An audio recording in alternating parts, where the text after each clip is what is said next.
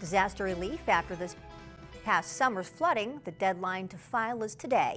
Many Vermont towns have recovered. Others have a ways to go, including the historic Weston Playhouse. It had nearly 12 feet of mud and water in its basement. In your hometown stories, Fox 44's Matt Holderman shows us the effort to rebuild this piece of history.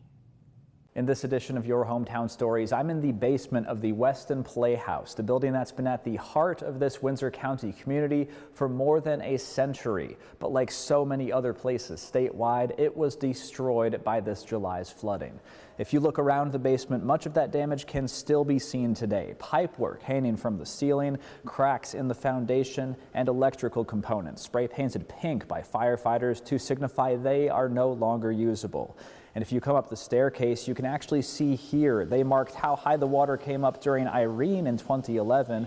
But this new crack up multiple more steps shows the high water mark for this year's flood, a good 12 feet higher than the basement's lowest point. There's nothing we could have done. It was the entire basement, which is where all of the theater operations, dressing rooms, scene shops, etc. were there, but also our electrical equipment. Weston Theater Company's executive artistic director, Susanna Geller, remembers the flooding all too well, being woken up at 3:30 in the morning by text messages telling her the Playhouse basement was underwater. She and her colleagues had been enjoying their first normal year back on stage since the pandemic, just to have all of their hard work washed away. When I look back on those days, I didn't realize how much I was actually in a state of denial. You know, people sitting on the steps out front crying because not only because all their hard work had been lost, but because the reason that we're here is to bring people together and tell stories, and we couldn't do it. But instead of throwing in the towel, they got back to work again and came up with a plan to move everything that was in the basement above ground, including boilers and breakers, likely preventing them from being damaged by future floods. We're prepping a room.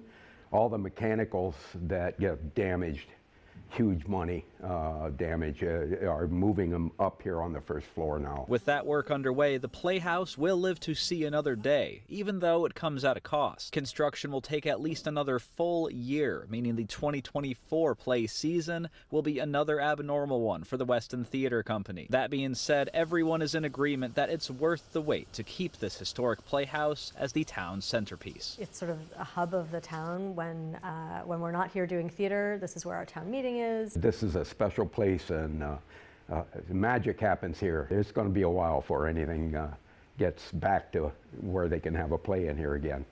But we're going to do it. In Weston, for Your Hometown Stories, Matt Holderman, Fox 44 News.